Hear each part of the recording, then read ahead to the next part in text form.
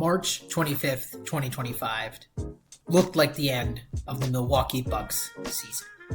Dame Lillard was diagnosed with a DVT, also known as Deep Vein Thrombosis, and this threatened his potential for the rest of the season. We saw other players like Chris Bosh, Victor Wembanyama this season essentially have their career altered by blood clots, DVTs in either the upper extremity or the lower extremity like the legs. So it seemed obvious that Dame Lillard wouldn't be able to make it to the Bucks playoffs. However, as of today, April 17th, that picture's looking a little bit different. It's been announced from the Milwaukee Bucks organization that Dame Lillard is now able to play. Now, what changed? Why couldn't Victor Wembanyama play later this season and has been out for over 4 months, and Dame Lillard got back in just 3 to 4 weeks? Well, this requires us to kind of dive into a little bit of Dame Lillard's medical history. Now, obviously, I don't claim to be an expert on Dame Lillard himself, but I'm going to go into a couple of the reasons why I think he's able to come back so soon.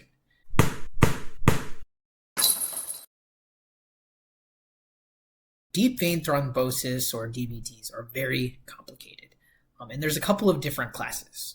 As physicians, we often refer to them as provoked or unprovoked. Provoked meaning that you are sitting for a long time or immobilized. A lot of times you can be on a flight. Something like that can provoke a DVT.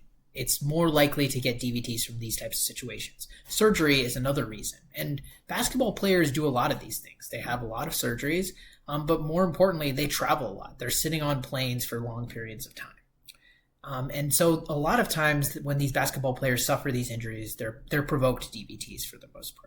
Unprovoked DVTs can just be getting a blood clot and there's nothing surrounding it. It can be from something like cancer or another type of illness where you're going to need blood thinners, but generally it's not provoked by anything specifically. In Dame Lillard's case, I believe it was a provoked DVT. Now, why do I believe this? Because he was able to only have 4 weeks or so of blood thinning treatment. Now, why can't you play with blood thinning treatment though? Why can't you just get treated and go on the court?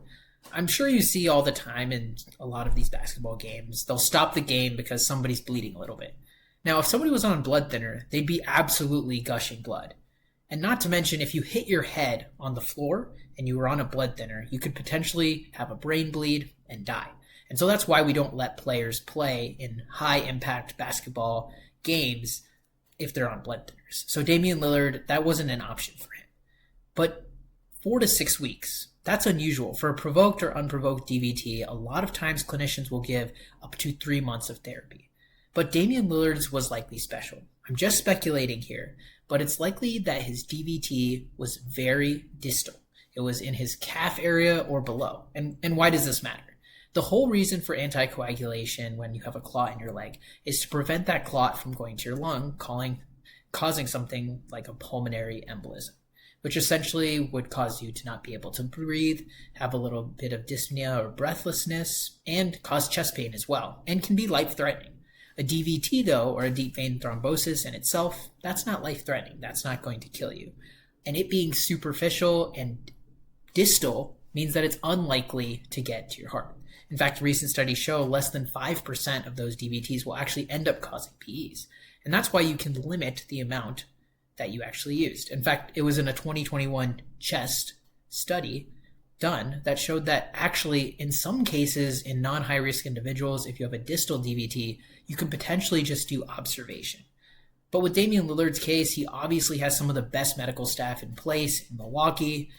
They probably just did frequent imaging to see if the vein thrombosis went away, and then when it went away, probably stopped anticoagulation, which is why basically 4 weeks away from the initial date of diagnosis, he's able to essentially be cleared and be cleared of blood thinners and potentially be able to play in the first round playoff series. If you guys like this type of insight into some of the deeper medical knowledge about specific players, please feel free to like and subscribe and share with others. And we'd love to do this in the future for you guys as well. Thank you.